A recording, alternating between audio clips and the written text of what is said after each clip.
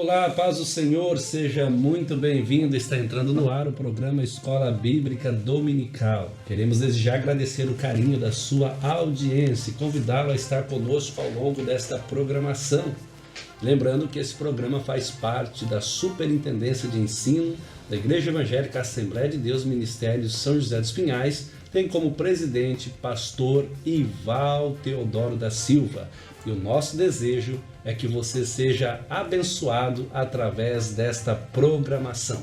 Nós estamos estudando o segundo trimestre de 2025 com uma temática central: e o Verbo se fez carne, e um subtema que nos diz Jesus sobre o olhar do apóstolo do amor, ou seja, Jesus na ótica do apóstolo João. É uma lição maravilhosa. A passada nós estudamos a lição de número 6, o bom pastor e as suas ovelhas.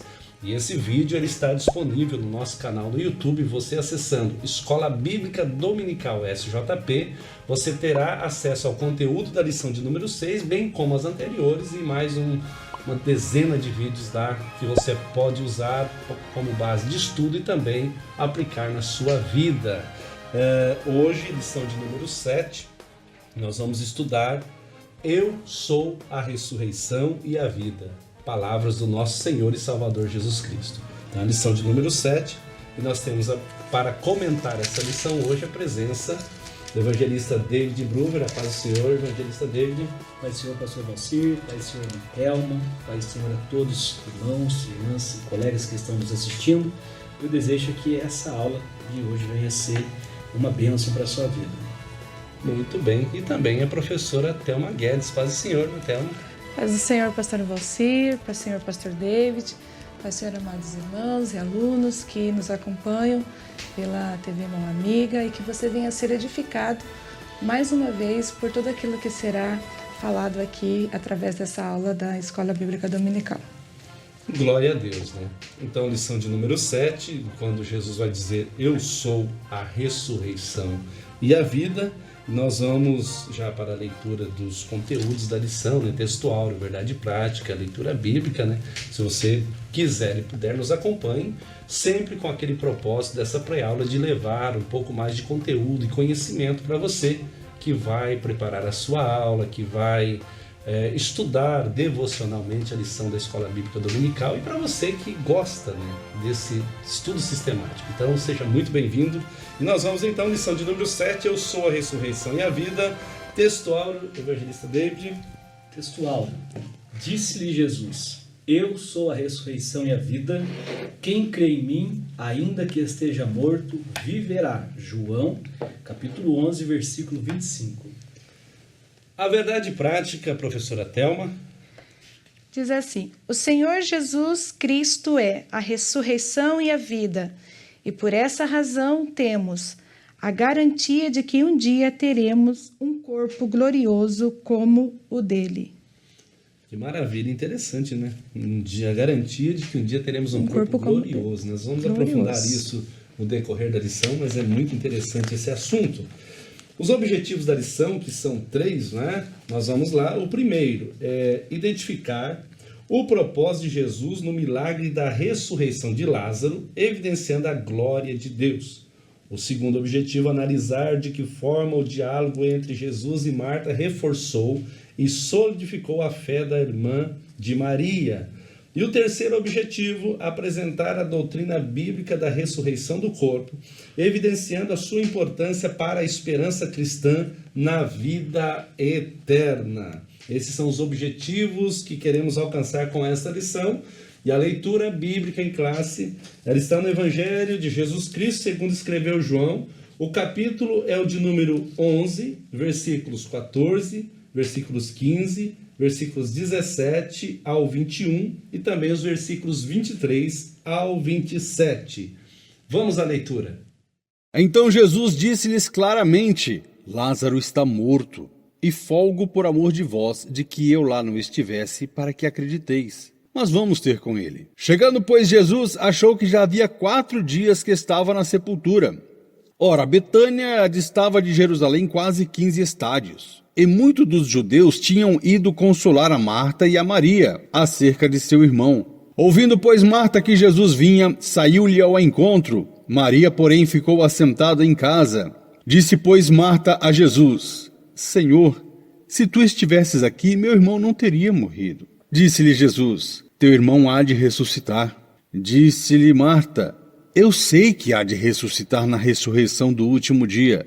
Disse-lhe Jesus: eu sou a ressurreição e a vida. Quem crê em mim, ainda que esteja morto, viverá.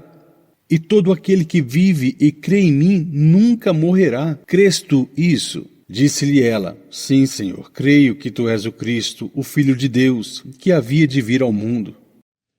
Muito bem, após a leitura bíblica, nós vamos para o conteúdo dessa lição, para os pontos e subpontos que são apresentados, pela CPAD, com o comentário pastor Elianai Cabral.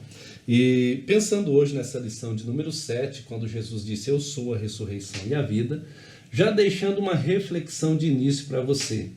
Você já parou para pensar sobre vida eterna? Porque a palavra-chave da nossa lição hoje é vida. Quando Jesus ele vai dizer: eu sou a ressurreição e a vida. A palavra-chave é a vida, mas já parou para pensar em vida eterna? Porque vida é o que nós compreendemos entre o nascimento, a sequência da vida e a morte. Esse é um período que nós chamamos de vida. Só que existe uma vida gloriosa que, à luz da lição de hoje, nós vamos estudar, que está preparada para todos aqueles que entregarem a sua vida para Jesus e reconhecerem como Senhor e Salvador. Esse é o caminho que nós vamos hoje. A introdutória da nossa lição vai dizer assim que nós iremos refletir sobre o propósito de Jesus ao realizar o milagre da ressurreição de Lázaro. Nós vamos também aprofundar o diálogo entre Jesus e Marta sobre a ressurreição do seu irmão. E além disso, está aí na introdução, a partir do milagre de Lázaro, examinar a doutrina fundamental da ressurreição do corpo, tal como é ensinada por Jesus em todo o Novo Testamento. Alguma dúvida, nós estamos baseados aqui na nossa declaração de fé das Assembleias de Deus, no nosso cremos também, está tudo esse conteúdo lá sobre a ressurreição do corpo. Mas vamos para os pontos da lição. Esse primeiro ponto que vai nos falar sobre o propósito de Jesus, e é muito interessante quando nós olhamos para isso, porque nós vamos olhar aqui, primeiro, o recebimento da notícia sobre Lázaro, quando Jesus recebe essa notícia. Depois nós vamos olhar para o desapontamento de Maria e Marta, e nesse ponto, no terceiro subponto, o tempo divino ou o tempo de Deus. Olhando primeiramente para o subponto 1, o recebimento da notícia de Lázaro. A gente tem que pensar, antes de entrar no 11, quando fala da morte de Lázaro, da ressurreição de Lázaro, esse milagre extraordinário, sobrenatural que Jesus operou, nós temos que lembrar do capítulo de número 10. O capítulo de número 10, nós voltamos um pouquinho nele. Jesus vai fazer a tratativa que foi da lição passada do bom pastor e as ovelhas, vai falar sobre os mercenários. Só que no versículo 22, a Bíblia vai dizer que em Jerusalém também se celebrava a festa, capítulo 10, da dedicação. Eu até trouxe um artigo aqui sobre essa festa de dedicação que vai ser citado por João. Jesus estava no templo durante a celebração da festa da dedicação, também conhecida como Hakuná. Essa festa lembrava a purificação do templo e a restauração do culto a Deus após a profanação feita por Antíoco Epifânio. Aquela história de matar porcos dentro do templo, e tudo mais. E, portanto, a festa da dedicação tem significado histórico e religioso importante para a cultura judaica, para compreender certos eventos mencionados na Bíblia. Então essa é uma síntese sobre essa festa da dedicação. Agora Jesus ele recebe a notícia sobre a morte do seu amigo Lázaro. Mas antes, porém, de entrar nesse ponto do recebimento da notícia, eu devo ir voltando, vou com a Thelma primeiro aqui, deixei com você, professora Thelma, porque esse ponto vai falar de algumas ressurreições, alguns milagres, de ressurreições, e eu gostaria que você falasse um pouco sobre esse ponto. Pastor Ivalcira, amados irmãos que nos acompanham, a Bíblia ela vai nos relatar 3 milagres que o Senhor Jesus Cristo operou através da ressurreição. O primeiro deles foi quando o Senhor Jesus Cristo ele está ali em Cafarnaum, e ele vai em Cafarnaum, ele é chamado pelo centurião de Cafarnaum para ir até a sua casa e curar o seu servo que estava enfermo. Só que quando Jesus estava se encaminhando para ir na casa do seu servo, daquele centurião para curar o seu servo, nós vamos ver que aquele centurião ele manda alguns dos seus amigos dizendo para Jesus assim, que se Jesus ele enviasse uma palavra, que bastasse apenas uma palavra, pastor Evalcir, ele cria que aquela palavra que o Senhor Jesus Cristo liberasse, aquele servo seria curado, porque ele sendo também um centurião, ou seja, ele cuidava de 100 homens, ele dizia palavras para os homens irem, eles iam, para os homens virem, eles vinham. Então Jesus estava ali, então Jesus vai olhar para o povo em Israel e vai dizer para eles, para a multidão que o acompanhavam, que ele nunca tinha visto até aquele momento uma fé tão grande como a fé daquele centurião. E aqui no capítulo 7, aqui de Lucas, nós vamos ver que a palavra do Senhor vai dizendo que, no verso de número 11, e aconteceu que pouco depois que isso aconteceu, Jesus ele vai tomar uma outra direção. E Jesus agora ele vai andar aproximadamente de 33 a 40 quilômetros para ir para uma aldeia, para uma cidadezinha chamada Naim. Porque lá nessa cidadezinha também estava acontecendo algo muito triste, que era ali já estava acontecendo aquele, vamos dizer assim, nos nossos dias de hoje, né, o velório, daquela mulher que ela já era viúva e ela tinha um único filho. E aquele filho agora veio a morrer também. E ela estava agora já a caminho para sair, porque nós sabemos que na cultura judaica, quando os mortos não são enterrados dentro das cidades, eles saem dos muros das cidades, são enterrados nas proximidades ali das aldeias, ali das cidades. Então eles estavam naquele cortejo, indo, saindo da cidade. E Jesus, podemos, aqui, pelo tempo que Jesus andou, podemos dizer que Jesus saiu um dia antes, daquele cortejo, e a multidão acompanhando Jesus, os discípulos acompanhando Jesus, e Jesus ele chega no exato momento em que eles estão saindo da cidade, naquele cortejo fúnebre. E diferentemente da cultura do povo judeu, porque eles tinham uma cultura assim, quando estava acontecendo um cortejo fúnebre, se eles se encontravam com uma outra multidão, aquela multidão com que eles se encontravam, eles também iam junto com eles chorando até ali o sepulcro para estar sepultando aquele morto. Diferentemente desse costume, Jesus ele chega para mudar todo o cenário daquela situação, daquela história. E Jesus ele vai diretamente na mãe e ele vai dizer para aquela mulher: ei, mulher, não chore. Porque Jesus ele vai sentir, ele vai se comover com a dor daquela mulher. E não somente se comover com a dor dela. Jesus ele também chega com uma solução, porque Jesus ele é a vida. Então Jesus, além de ele se comover com a dor dela, Jesus ele também chega com uma solução para o problema. Então, talvez para aqueles que estavam ouvindo, dizer, mas quem é esse homem que para esse cortejo com esta palavra, dizendo para uma mulher que é viúva, que perdeu seu filho, que perdeu a sua esperança de futuro, de vida, dizendo, ei, mulher, não chores. Quem é esse homem? Esse homem era Jesus. Jesus que ele tem o poder sobre a vida e sobre a morte também. Então, Jesus, ele automaticamente, quando ele fala para ela, não chore, ele estava dizendo, não chore porque agora eu estou trazendo a vida e a alegria para você e a esperança novamente para a sua vida. Então Jesus, logo em seguida, ele toca no esquife, aquelas pessoas que estavam carregando o esquife param, quando Jesus toca e ele diz, menino, a ti te digo, levanta. E no exato momento, aquele menino, ele vai se levantar e começa a conversar e ele entrega o filho para sua mãe. E nós vamos ver aqui na palavra do Senhor que o povo vai se maravilhando e o povo vai dizendo que não se levantou um profeta no meio daquele povo, e o Senhor vai operando esse milagre tão grande, tão extraordinário, e a fama do Senhor Jesus vai crescendo naquele lugar, que agora o Senhor Jesus não era aquele só que abria a visão do cego, que curava o coxo, mas era aquele também que estava tendo poder para ressuscitar mortos.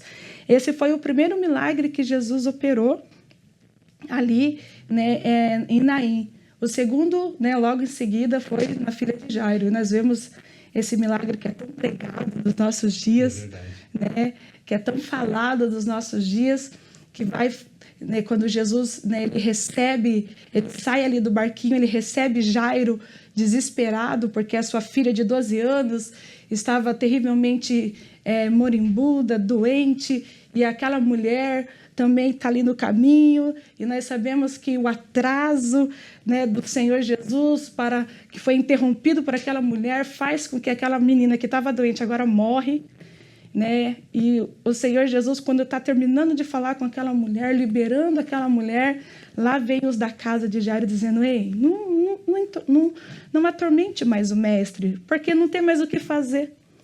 Porque para muitos, quando chega a morte, não tem mais o que fazer. Mas eu quero lhe dizer que com Jesus, em Jesus tem vida. Em Jesus é possível ter vida após a morte. E nós não estamos falando aqui somente de uma morte física, mas estamos falando muito mais ainda de uma morte espiritual. É como nós vamos ver mais para frente, né, pastor David, sobre a morte espiritual, que aquele que vive e crê nunca morrerá espiritualmente, eternamente.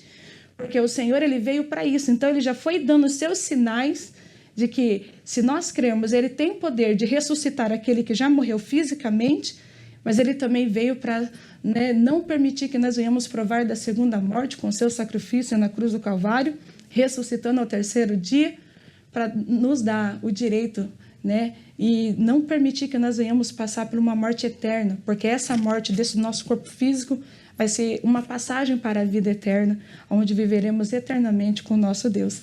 Então, o Senhor Jesus, ele entra ali na casa de Jairo também, ele vai expulsar aquele pessoal que estava fazendo alvoroço, porque quando tem morte, tem alvoroço, é assim, é choro, é grito, é desespero, é um cenário terrível, cenário de morte.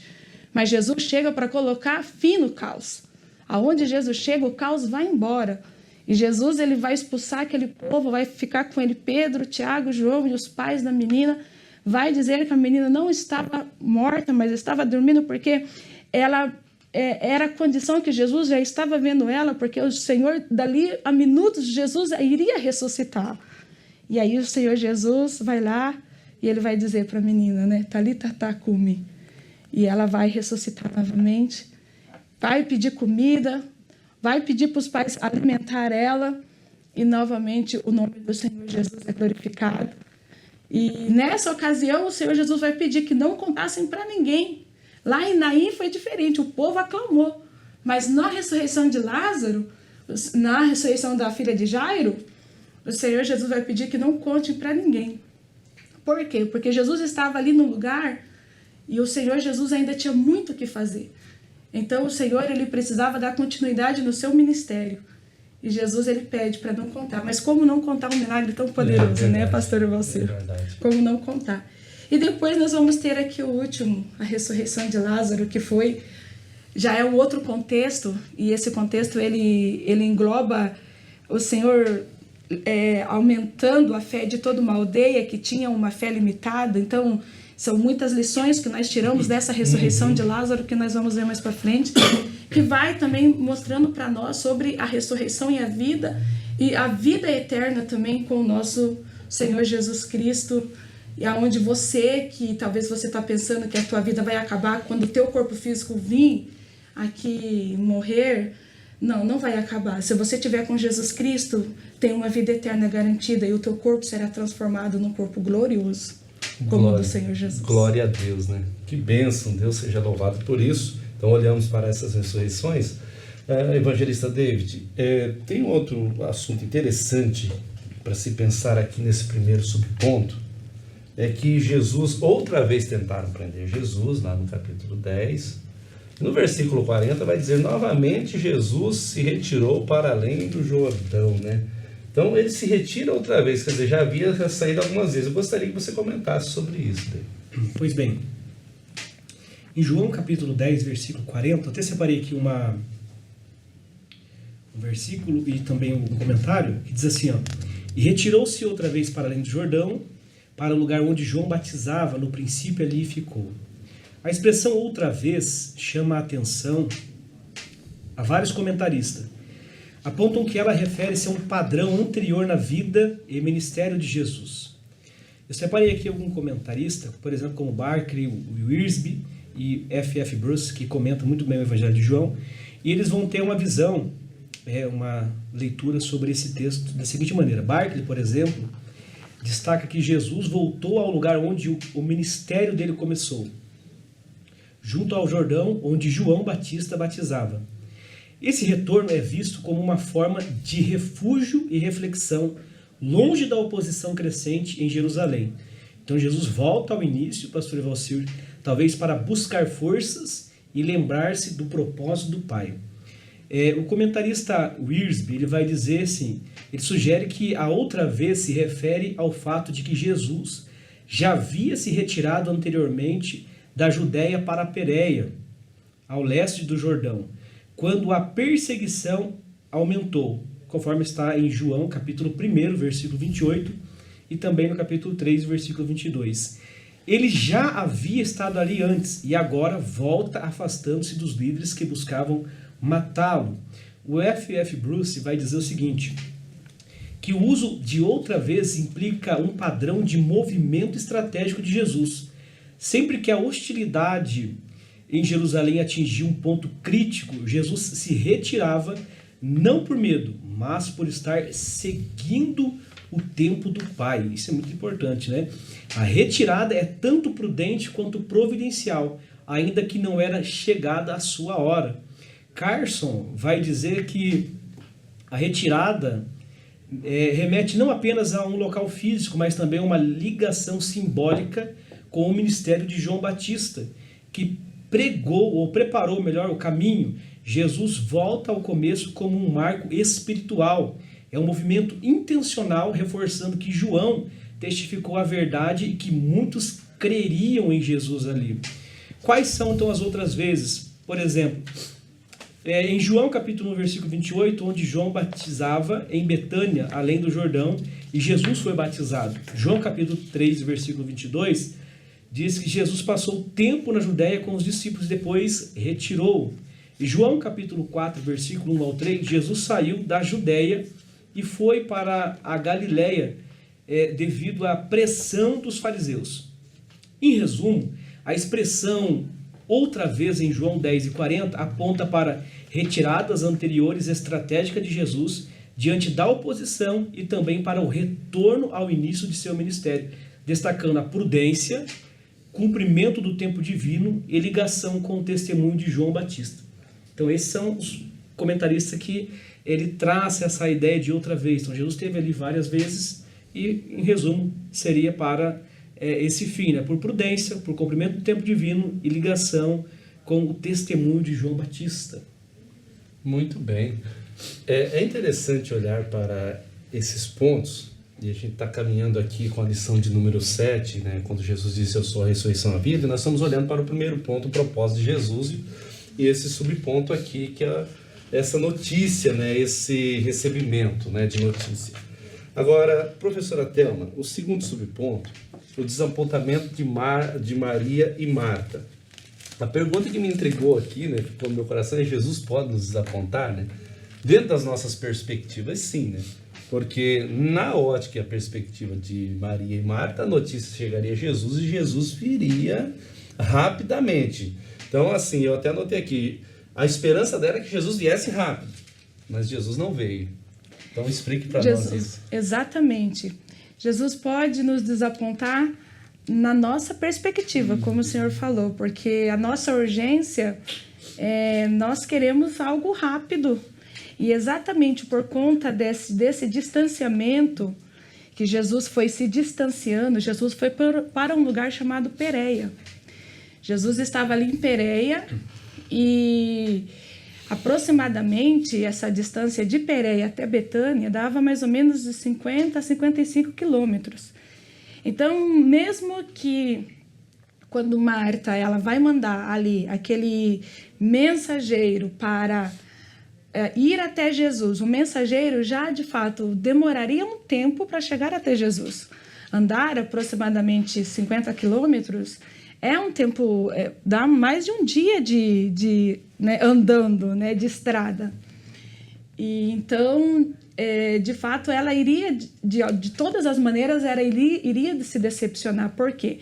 Porque a vontade dela era a presença de Jesus.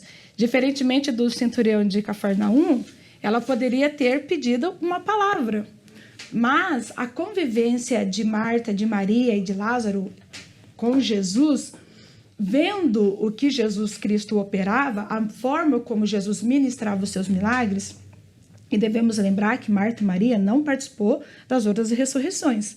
Então, eles não estavam presentes nas outras ressurreições, então eles não sabiam desses milagres. Então, eles viram o quê? Jesus impondo as mãos no cego, ele sendo curado, Jesus ministrando ali, e aqui as pessoas tocando em Jesus. Então, eles sempre viram o Senhor Jesus operando milagre com a sua presença física. Então, para elas, a solução do problema era: Jesus precisa estar aqui fisicamente na minha casa. Se Jesus não estiver aqui, meu irmão não vai ser curado.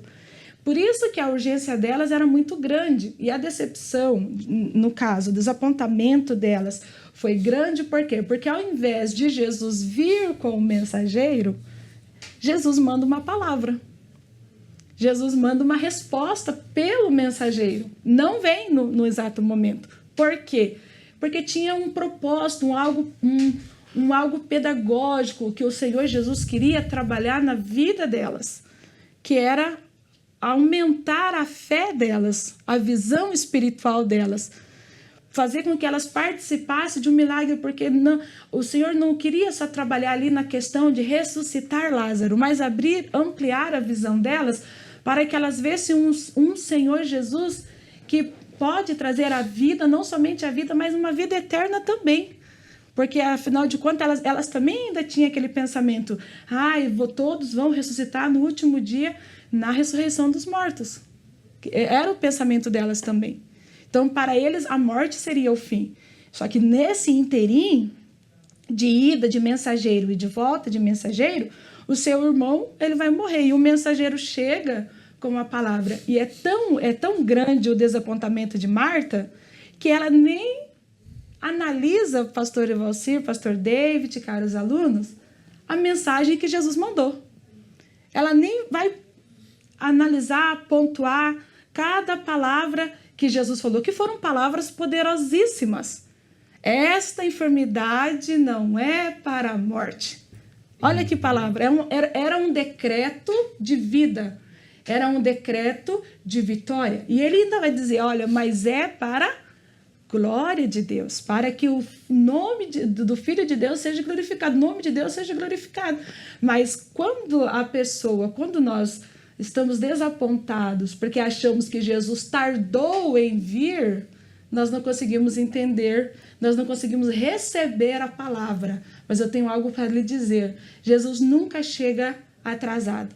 Jesus sempre vai chegar na hora certa para te conceder a vitória. Talvez o teu cenário para você, na tua visão natural, possa ser de desespero, possa ser de crise, mas não é para Jesus.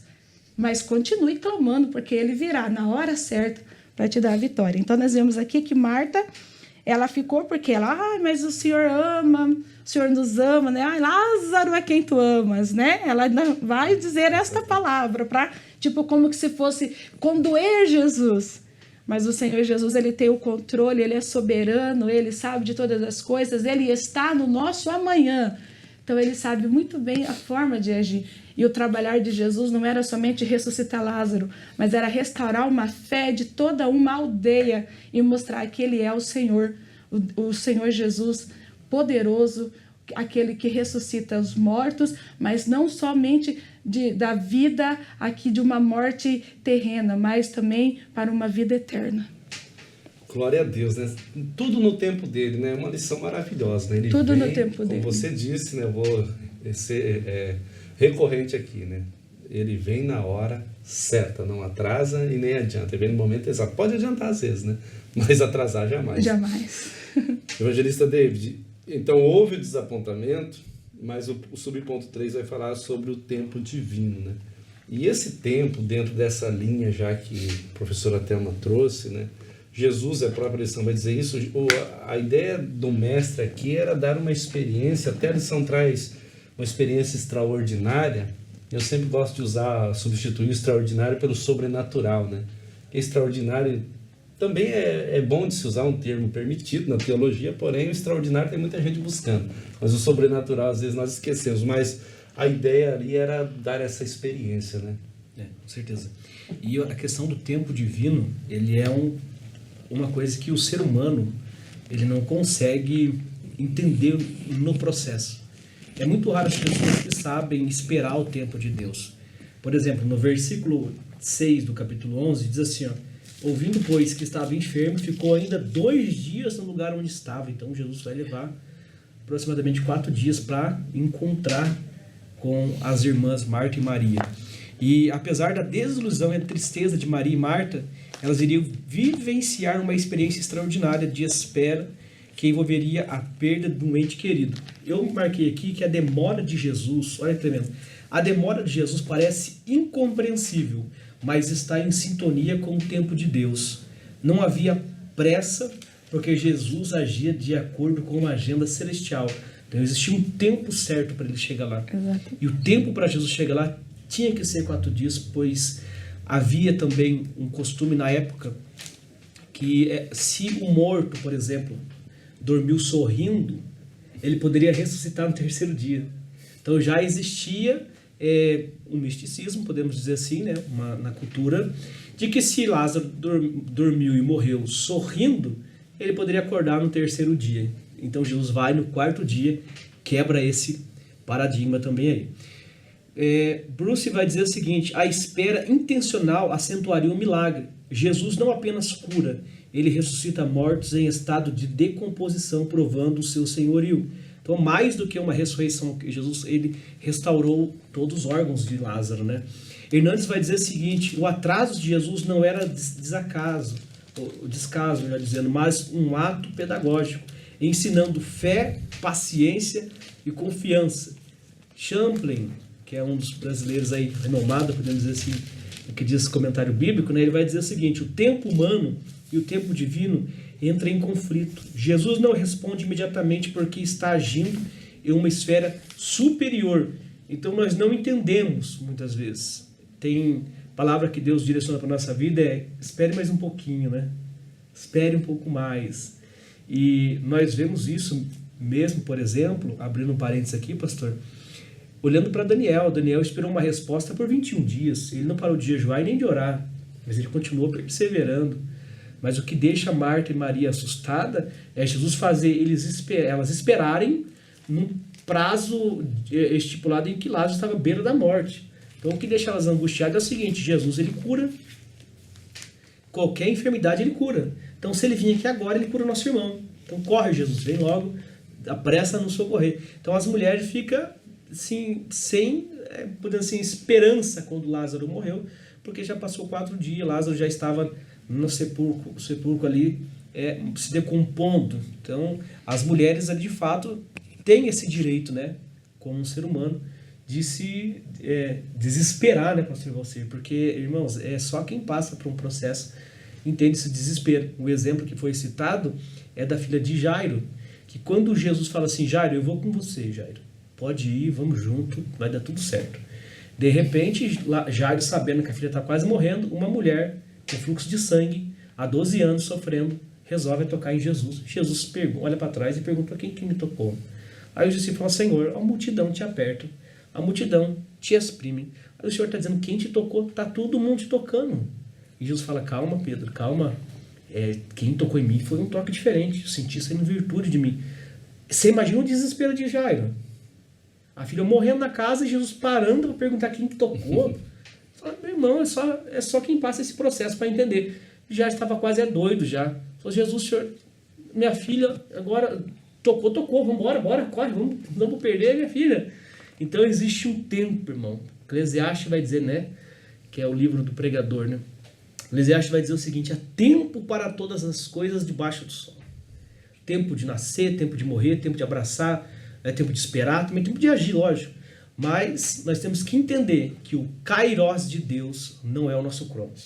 Inclusive, vale a ressalva que Deus não trabalha dentro do Cronos, porque o relógio humano, podemos dizer assim, as 24 horas, é para o homem. Pedro vai dizer que um dia para Deus é como se fosse 1000 anos, né? E 1000 anos é como se fosse um dia. Deus não está dentro do Cronos, dentro do nosso relógio de 24 horas. Deus está fora de tudo isso. E nós temos que entender qual que é o tempo de Deus para a nossa vida, para o nosso milagre, para Deus ressuscitar talvez algo na sua vida que está já morrendo, mas faz tanto tempo que eu estou sofrendo. Deus pode fazer o milagre. O tempo humano e o tempo divino então entram em conflito.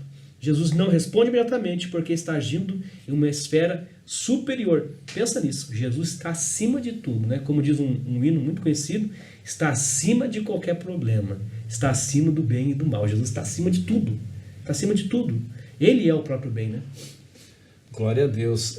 Nós vamos para o ponto 2, mas uma aplicação aí, professor, para você, interessante, olhando para Marta e Maria, olhando para Jairo, é que às vezes nós queremos ter o controle da situação, né? E Jesus ele nos esgota às vezes para dizer, não, eu agora que vou tomar conta dessa situação, né? É muito lindo olhar para esses exemplos bíblicos, esses milagres que João aponta como sinais, né? Apontando para algo maior que seria a crucificação e a nossa vitória na cruz, né? O primeiro ponto, então, olhamos o propósito de Jesus. O segundo é o encontro de Marta com Jesus. Que encontro maravilhoso. E aí o primeiro subponto vai tratar do encontro. O segundo, quando Lázaro ressuscitará, que é uma pergunta que depois eu vou com o David, depois nós vamos pensar sobre a promessa de vida, né? Então, esse primeiro ponto aqui, subponto, irmã Thelma, esse encontro de Marta com Jesus. Deixa eu só ler o versículo 20, que eu creio que depois você vai passar por lá. Mas Marta, quando soube que Jesus estava, o 11 agora, capítulo 11, verso 20. Marta, quando soube que Jesus estava chegando, foi encontrar-se com ele. Maria, porém, ficou sentada em sua casa. Quer dizer, Marta, ela saiu rápido para esse encontro. Eu deixo contigo aí para comentar. Marta é aquela mulher que não fica parada, é aquela mulher que sempre estava procurando, de alguma forma, agir para solucionar o problema. E quando ela soube que Jesus estava chegando, ela nem deixou Jesus entrar na aldeia, ela foi receber Jesus lá na entrada da aldeia de Betânia. E chegando lá, pelo seu desespero, né, que estava na sua alma, e eu acredito que o pensamento e a alma de Marta estava com muitos conflitos e os seus pensamentos com muitas perguntas que ela queria respostas, né, de Jesus. E a primeira que saiu ali, acho que de tantas perguntas que ela tinha, a primeira que saiu foi Senhor, expressando para o Senhor, de fato, o nível da sua fé. Ela vai dizer, se o Senhor estivesse aqui, o meu irmão não teria morrido. Em nenhum momento ela olhou para Jesus como uma esperança de que Jesus agora está aqui, ele pode fazer algo.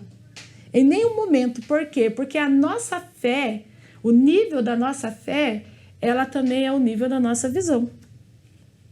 Como está a nossa fé, como nós vamos enxergar o natural, o sobrenatural.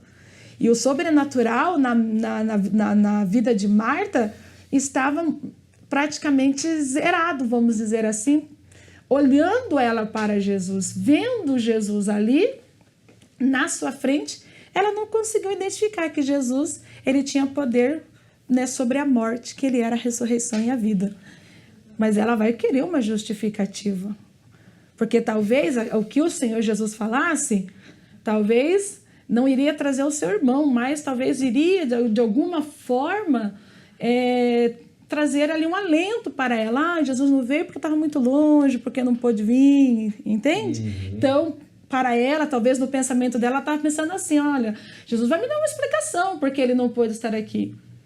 Então, e o Senhor, com o seu amor, Jesus, com a sua forma pedagógica e maravilhosa de trabalhar, porque ele não desiste de nós, mesmo nós chegando até ele com pouca fé, ele trabalha em nós para aumentar o nível da nossa fé, para nós alcançar, sim, o milagre, aquilo que ele tem para nós. Então eu quero te dizer que talvez você esteja sem fé, talvez você que vai assistir essa live, você esteja aí passando um momento difícil, que as suas esperanças estão se esgotando. Eu quero lhe dizer, tenha fé em Jesus. Jesus, ele está aí para aumentar o nível da tua fé e você vai alcançar um milagre na parte do Senhor. Então Jesus chega ali, e aí olha o que Jesus vai dizer nos próximos versículos, né? Aí ela vai dizer assim, mas eu também sei, Senhor, tudo quanto pedires a Deus, Deus te concederá. E aí o Senhor Jesus vai dizer para Marta no verso 25, e disse-lhe Jesus, eu sou a ressurreição e a vida. Quem crê em mim... no verso 23, melhor dizendo, vamos voltar aqui, para nós não perder aqui a linha de raciocínio. Mas também, o verso 22, mas também agora sei que tudo quanto pedirdes a Deus, Deus tu concederá. Disse-lhe Jesus, teu irmão há de ressuscitar. E esse há agora aqui não é de há de futuro, esse há é o há de agora, é o há desse momento, do haja. Mas ela ainda não compreende, porque ainda ela está com os pensamentos querendo uma explicação do Senhor Jesus. E disse-lhe Marta, eu sei, Senhor, que ele há de ressuscitar na ressurreição lá do último dia. Olha, ela joga o há presente do Senhor para o futuro. Por quê? Porque ela ainda não identificou que o Senhor Jesus, que o diálogo que Jesus está querendo gerar com ela ali, é um ato do presente de agora. Eu estou aqui. Quando eu chego, o milagre vai acontecer. E aí Jesus vai dizer para ela, o verso de número 25, que é um dos versículos que eu mais amo na Bíblia, que ele vai dizer, e disse-lhe Jesus, eu sou a ressurreição e a vida. Quem crê em mim, olha o que o Senhor está dizendo, ei Marta, eu sou Marta. Jesus se revela para ela. Porque tem momentos que ele vai se revelar para nós. Tem momento que o Senhor, ele tem prazer de se revelar para nós, para restaurar nossa fé, para restaurar nossas convicções. Deus se revela para nós. E ele vai dizer, eu sou a ressurreição e a vida. E aquele que crê em mim, ainda que esteja morto, viverá. E a todo aquele que vive e crê em mim, nunca morrerá eternamente. Jesus traz duas ressurreições, duas vidas para Marta naquele momento. Ele está dizendo, eu sou a ressurreição e a vida. Aquele que está morto e crê, eu posso ressuscitar. E aquele que está vivo e crê em mim, esse nunca vai morrer eternamente. Ou seja, nunca vai provar da morte eterna, porque ele vai passar da morte para a vida. E aí Jesus pergunta para ela, tu crê nisso, Marta? Daí ela vai começar agora uma nova fé, uma nova experiência. E esse encontro vai começar a trabalhar no coração de uma mulher que estava sem esperança, sem expectativa. E ela vai dizer, Senhor, eu creio que tu és o Cristo, o Filho de Deus que havia de vir ao mundo. Então esse encontro foi muito marcante, foi determinante na vida de Marta, porque foi trabalhando na vida dela, construindo novamente uma fé que foi abalada pela morte, que foi abalada pelo luto, pelo distanciamento de Jesus. Mas Jesus, ele veio, porque ele sempre vem. Como o pastor Valcir falou, ele não vem atrasado, às vezes ele chega antes, mas ele sempre vem. Então esse encontro foi maravilhoso e o Senhor veio para fazer um milagre extraordinário, mas principalmente, pastor, restaurar a fé e a convicção de Marta, também de Maria e de todo aquele povo, e manifestar mais uma vez o poder de Deus da vida sobre a morte. Glória ao nome de Jesus. Que encontro maravilhoso, né?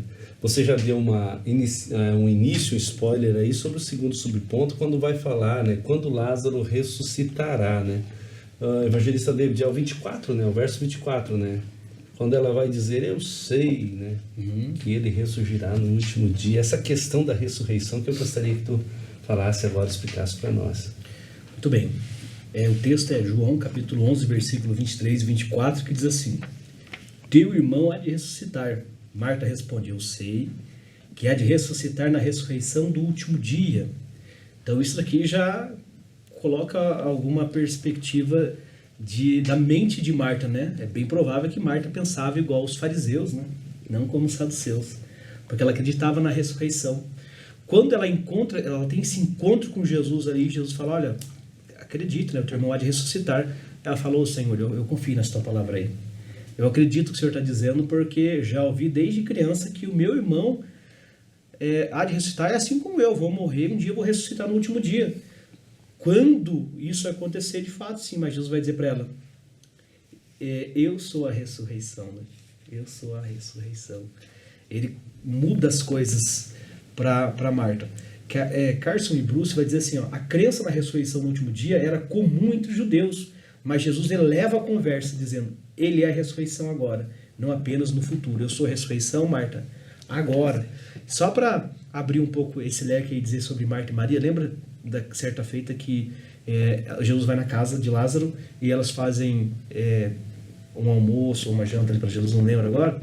Eu sei que enquanto Marta ficou adorando, Maria ficou adorando, Marta ficou correndo, né, fazendo as coisas, porque Marta sabia que para servir Jesus você tinha que trabalhar, né, você tinha que demonstrar com as obras, com o serviço. Então, tem muita gente que critica Marta, né, sem entender o contexto da época. É a mesma coisa a gente olhar para a igreja hoje, enquanto um diácono muitas vezes está servindo ali, quantos irmãos estão adorando? Então podemos olhar para Marta e ver como uma diaconisa na igreja ali, se arrebentando de trabalhar toda, e ainda se pode, Senhor Jesus, vai liberar a Maria para trabalhar comigo, que eu não, estou sofrendo aqui sozinha, vai preparar aqui, não está fácil não. Ô Marta, Maria escolheu a melhor coisa, né, que é adorar. Então não fica preocupado com essas coisas não. Só que tinha uma coisa que Marta mostrou aqui para nós, irmãos, é que Marta entendia muito, e a fé de Marta estava muito embasada no conceito teológico da época, dos fariseus, que criam na ressurreição do último dia. Mas tem mais, ó. Champlin vai dizer que Marta tinha uma fé ortodoxa, mas limitada ao futuro. Jesus revela que a vida eterna começa agora em relação com ele. Então, quando que Lázaro ressuscita? Marta está pensando lá no futuro ele vai ressuscitar, quando Jesus voltar de novo, né, e arrebatar a igreja. É nesse momento, no toque da trombeta, como diz Paulo em 1 Coríntios capítulo 15, versículo 51, que é o maior mistério de todos, né? Eis aí vos digo um mistério, que nem todos dormiremos, mas seremos transformados no momento e no abrir e fechar de olho ante a última trombeta, pois a trombeta soará e os mortos ressuscitarão incorruptível. Paulo continua dizendo, né? Porque convém que isso que é mortal se revista da imortalidade e o que é corruptível da incorruptibilidade. Pois bem, essa promessa já estava sendo vivenciada por eles, estavam esperando esse momento, sim, de fato. Tanto João Batista o mesmo esperava, né? Fim de tudo. Wishby vai dizer que Jesus não apenas promete vida futura, mas oferece uma vida presente, uma ressurreição espiritual já. Então, vida em Cristo, a Bíblia fala, pastor Evalcir e irmã Thelma, e os ouvintes que me escutam, de 4 tipos de morte: morte física, morte moral, morte espiritual e morte eterna. Quase que eu esqueço que é espiritual, né? Então, morte moral, nós vemos muitas pessoas moralmente morrendo, né? E Jesus tem o poder de trazer vida de novo para a moral da pessoa, né? Morte moral, morte física, que é o caso da viúva de Naim, Jesus ressuscitou, de vários outros citados aqui, né?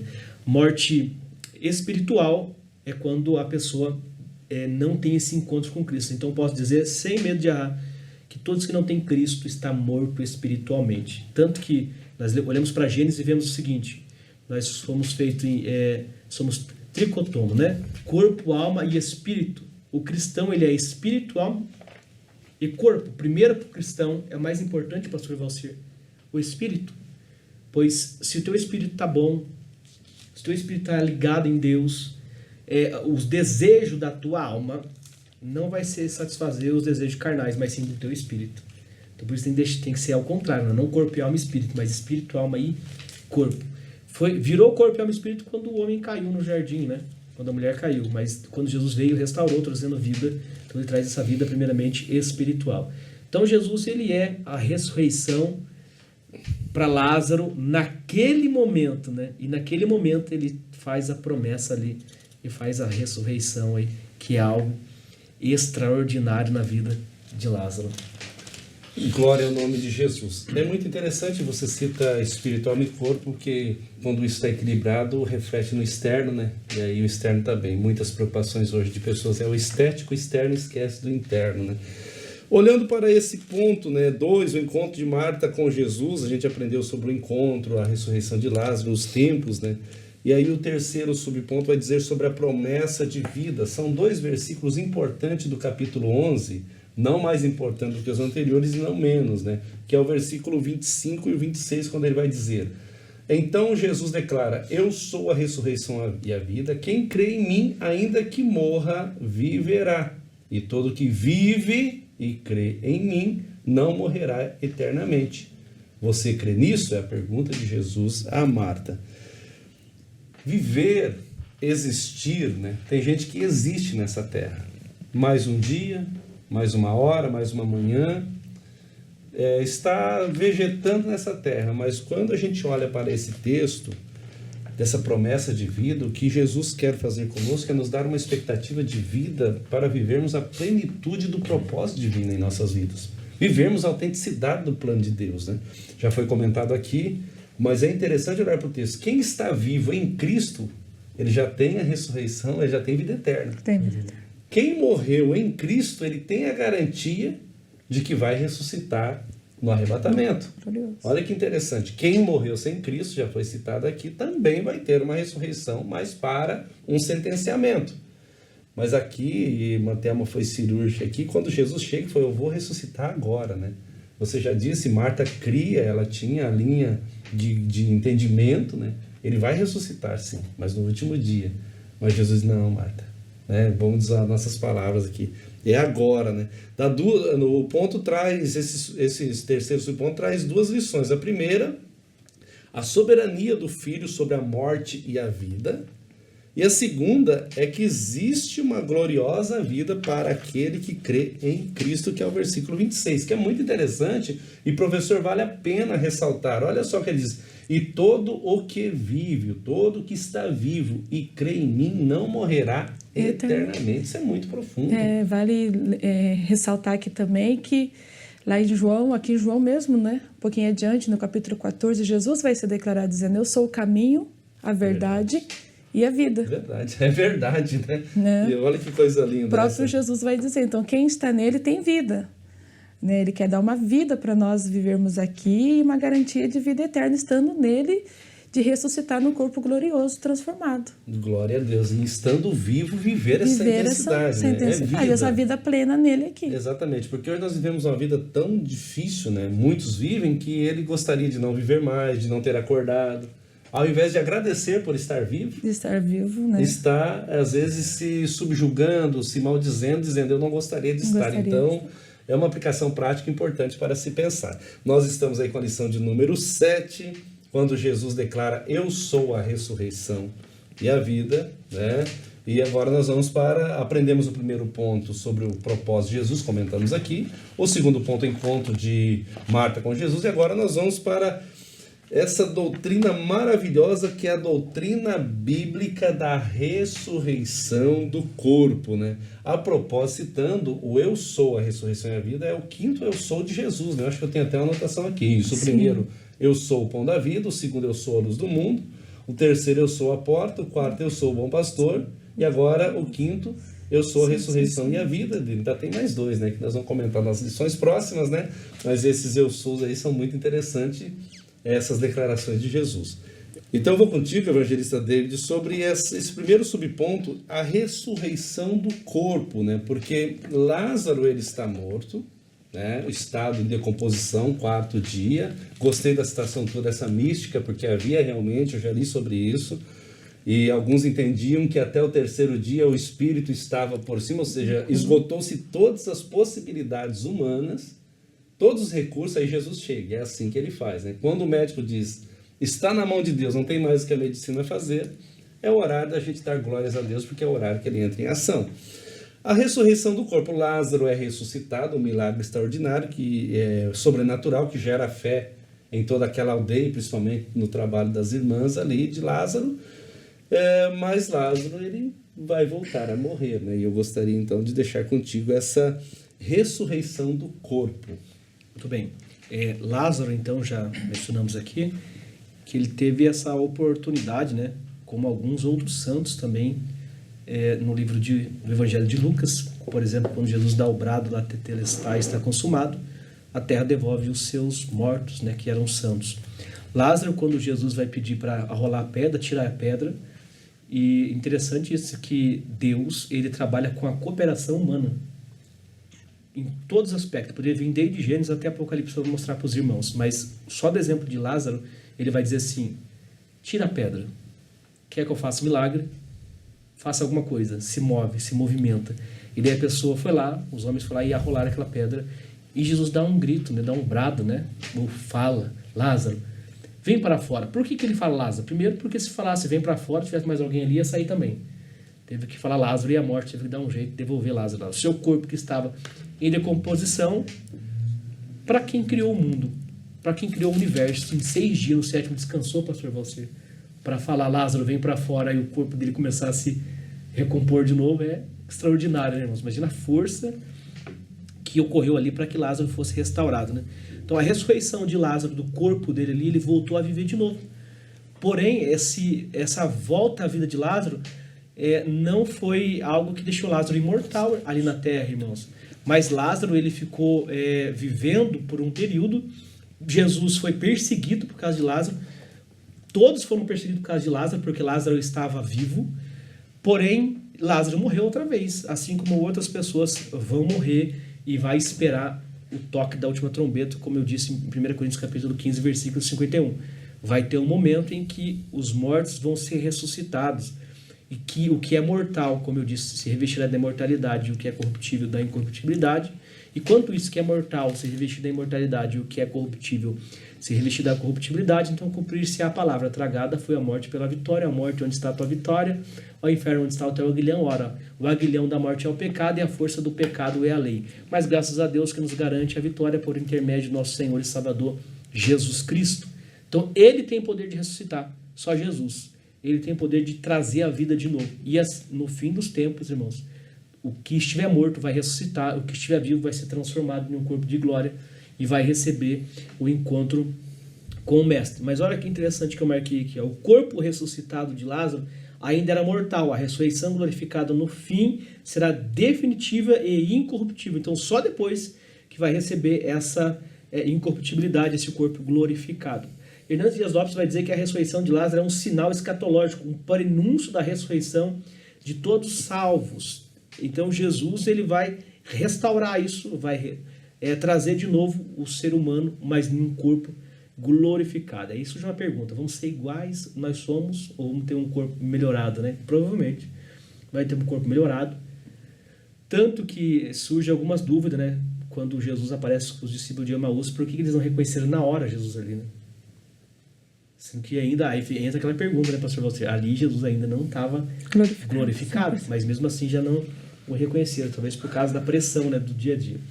Mas, pois bem, sobre então a ressurreição, eu quero só apontar uma frase aqui que diz assim, ó: Cristo é a ponte entre o túmulo e o trono. Em Cristo passamos da morte para a vida eterna. O cristão, só existe uma morte, pastor Valcir, que se você deixar ela dominar você, você não tem mais retorno, que é a morte espiritual. Se você está morto espiritualmente, você está longe de Cristo. Mas quando você está perto de Cristo, a morte espiritual é superada pela união com Cristo. É um novo nascimento, uma nova vida. Então, para você ser vivo em Cristo, é só você chegar a Ele, para que um dia você possa ressuscitar junto com os mortos e ir para o céu de glória. Glória a Deus, né? Que coisa linda. Um adendo entre parênteses rapidinho, que eu li essa matéria, assim, são correntes de pensamentos. Por que Emaús não reconhece? Por que Maria fica assustada, achando que é o hortelão, né? Achando que é o jardineiro? Uhum. Uma linha interessante de se pensar, porque eles estavam vendo um Jesus surrado, um Jesus sofrido, um Jesus cansado, um Jesus todo machucado, e de repente agora, quando ele volta, mesmo não glorificado, mas ele volta em em uma condição diferenciada, né? Não volta todo, como usou um amigo meu aí, todo desmantelado, né? Descachimbado. Ele está em uma condição, todo machucado, né? Talvez uma expressão, né? 3 dias não era suficiente para curar as feridas. Mas são né? linhas para se pensar, correntes para se analisar com o tempo, né? Exatamente. Mas é muito lindo olhar para isso. Agora, nós vamos para o segundo ponto, porque da morte para a vida. E aqui entra um assunto que eu acho delicado e doloroso, que é a morte de um ente querido, né? Nós não fomos programados para... Nós somos criados para ser eternos, né? Jesus deu essa religação, está claro no texto aqui, mas o pecado de Adão e Eva, a queda, fez com que a morte entrasse. E nós não temos um dispositivo, morreu, não. A morte, ela causa muita dor, principalmente talvez agora nesse exato momento. A gente está falando aqui, alguém está sofrendo a dor de um luto. Então a gente tem que ter muito cuidado com isso, porém, para o crente, para o cristão, à luz do estudo que nós estamos hoje, à luz das Sagradas Escrituras, a morte não representa o fim sem esperança, ela representa o começo de uma vida gloriosa ao lado do Senhor. Então, professora Thelma, eu deixo contigo esse ponto. Vamos lá, nesses momentos finais já, né, pastor Evalcir? Então, a morte, né, como o pastor Evalcir falou, quando o pecado entrou no mundo, ele trouxe agora não a morte física somente, mas a morte eterna. E o único que pode garantir para nós uma vida eterna é o Senhor Jesus Cristo. Então, o nosso dever aqui, antes de eu entrar aqui na matéria, é proclamar o Jesus. Que Jesus é o único que pode trazer a vida, nos dar a vida eterna. Proclamar essa salvação para toda a humanidade. Para que todos, não importa que situação que esteja, ou que tenha cometido no decorrer da sua vida, se tem vida, ainda tem esperança, porque tem Jesus que perdoa os pecados, que tem Jesus que liberta, tem Jesus que limpa, que purifica com seu sangue que foi vertido na cruz do Calvário. Então, esse é o nosso dever, de proclamar Jesus, a salvação de toda a humanidade. E aqui nunca morrerá, né? A expressão de João 11, 26, Jesus está dizendo: aquele que vive e crê em mim nunca morrerá eternamente. Aqui em Coríntios, 1 Coríntios, no capítulo 25, 15, 26 e 27, diz: o último inimigo a ser destruído é a morte. E essa destruição um dia vai acontecer. Quando o Senhor Jesus Cristo vier com o poder nas nuvens, ele vai aniquilar para sempre a morte. Vai aniquilar para sempre o aguilhão da morte, que é o pecado. Porque todas as coisas sujeitou debaixo dos pés. E quando diz que todas as coisas lhe estão sujeitas, certamente exclui aquele que tudo lhe subordinou. Então eu quero ler aqui, ó. E quando este corpo corruptível, que é o nosso corpo, que é corruptível ainda, quando este corpo vier, né, morrer aqui, ter essa morte natural que nós vamos ter um dia, mas nós temos a garantia no Senhor Jesus Cristo que Ele vai nos ressuscitar em um corpo revestido da incorruptibilidade. E isso é o que é mortal. E o que é mortal se revestir da imortalidade. Então se cumprirá a palavra que está escrita: tragada foi a morte pela vitória. Onde está, ó morte, a tua vitória? Onde está, ó morte, o teu aguilhão? Sabemos que o aguilhão da morte é o pecado. E é por isso que o Senhor Jesus Cristo diz que aquele que vive, né, que está nele, que crê nele, nunca morrerá eternamente. Por quê? Porque Jesus nos purifica de todos os pecados. Porque Jesus, ele nos fortalece para nós vencer o pecado. E esse aguilhão da morte já não nos pertence mais, mas uma vida eterna com o Senhor Jesus. Então é por isso que ele vai falar para Marta, da morte para a vida. Marta, quem vive e crê em mim nunca morrerá eternamente. Eu quero te convidar, você crê no Senhor Jesus, crê nesta salvação que hoje é lhe apresentada, que hoje é anunciada. Nos 4 cantos dessa terra está sendo anunciada Jesus Cristo, a salvação. Não somente para esta vida, mas também, pastor Evalcir, para a vida eterna, onde nós passaremos da morte para a vida com o Senhor Jesus lá na glória. Eita glória! E por fim, meus irmãos, o terceiro subponto desse ponto 3, a doutrina bíblica da ressurreição do corpo, Uma viva esperança, até notei aqui, a cereja do bolo, né? É a cereja do bolo. É interessante olhar que Jesus, no capítulo 11, versículos 38, ou melhor, 28 até o 37, ele vai demonstrar compaixão, ele vai demonstrar aqui o choro, né? Então a gente está olhando, e João aborda isso, um Jesus humano e divino. A gente vê que Jesus, né, aprendemos na primeira lição, ele se despe da sua glória ao vir a essa terra, porém não da sua divindade, né? Sim. Ele não deixou de ser divino estando aqui no plano terreno, né? Então ele ocupou as duas naturezas, mas ele chora, então ele revela esse lado. Só que ao mesmo tempo que ele chora, na sequência ele já se revela como Deus, né? Como divino, quando ele manda Lázaro, que é o que está trazendo o verso 43, né? Quando ele vai declarar: Lázaro, vem para fora. Eu gostei muito da colocação de vocês, mas em especial, evangelista David, quando você colocou essa reconstrução, porque já praticamente estava com a decomposição avançada, mas é tudo restaurado, e Lázaro estava na eternidade, né? Então, imagina essa voz ecoar na eternidade, que é um mistério para nós, né? É um mistério. Chamando a voz de Lázaro, e até o nosso presidente, num culto de ensino, falou que se Jesus falasse morto, vem para fora, né? Mortos, né? Vinha todos. Aí estava saindo morto até hoje de lá, né? Porque, mas é específico. Então essa voz, ela ecoa. Olha que voz poderosa, né? Então Jesus, ele evidencia esse poder, e essa viva esperança tem que estar no meu, no seu, no nosso coração, de que nós em Cristo temos a garantia de viver eternamente com Ele. E um dia nós que ouviremos essa voz. Glória a Deus. Essa voz um dia vai ecoar em nossos ouvidos. E é o interessante, pastor Valcir, irmãos, que Jesus, ele muda o evento para uma pessoa, né? A gente está falando de ressurreição. Jesus muda esse evento que Marta acreditava, que Maria acreditava que ia acontecer, para uma pessoa, que é no versículo 25, né, de João capítulo 11. Vai dizer assim, ó: eu sou a ressurreição e a vida. Barker vai dizer o seguinte, ó: Jesus muda o foco da ressurreição de um evento para uma pessoa, dizendo: eu sou a ressurreição. A fé em Cristo muda a nossa relação com a morte. Então, o que é a ressurreição? É um evento? Muito mais que um evento. É uma pessoa, que é Jesus Cristo. Glória a Deus, né?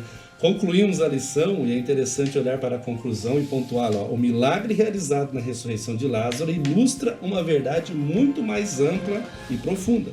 Haverá um tempo em que aqueles que morrerem em Cristo ressuscitarão e terão seus corpos gloriosamente transformados. Essa doutrina pode ser ilustrada por meio do episódio que vimos hoje da ressurreição de Lázaro. Quero agradecer a Deus uma vez mais pela sua audiência, convidá-lo a divulgar essa programação. Você acessa ela através do nosso canal do YouTube, Escola Bíblica Dominical SJP, também pela TV Mão Amiga, canal 524 da NET Claro, e as plataformas digitais. Aliás, você pode baixar no seu aparelho móvel a TV Mão Amiga, e você vai ter uma programação de qualidade 24 horas durante a semana inteira para você e sua família. Você acessa esse conteúdo e você tem acesso a ele lá. E deixar um convite também para a próxima lição de número 8, uma lição de humildade. O episódio da toalha e da bacia, né? Eu gosto demais. Essa é forte. Agradecidos a Deus, vou pedir ao evangelista David para nos despedir em oração. Amém, oremos. Pai, te damos graças, Sim, uma vez Senhor. mais Sim, por Senhor. estar aqui, Senhor, aprendendo a tua palavra, Senhor. Que cada um que ouviu, Senhor, essa mensagem venha ser edificado e entender que o Senhor é a ressurreição e a vida. Estamos esperando, Senhor, esse momento tão aguardado pela tua igreja. Pai, santifique a tua igreja na verdade, a tua palavra é a verdade. Então, nos santifique e nos traz cada vez mais próximo de ti, Pai, nos guiando, nos guardando e livrando de todo o mal, Pai. Em meio a tanta heresia, Senhor, que as pessoas estão ouvindo aí afora, que a tua palavra possa trazer vida e que a tua palavra possa animar cada um, Pai. Eu te peço em nome de Jesus Cristo, te agradeço. Nome Amém. de Jesus. Amém. Graças a Deus. Que Deus te abençoe em nome de Jesus.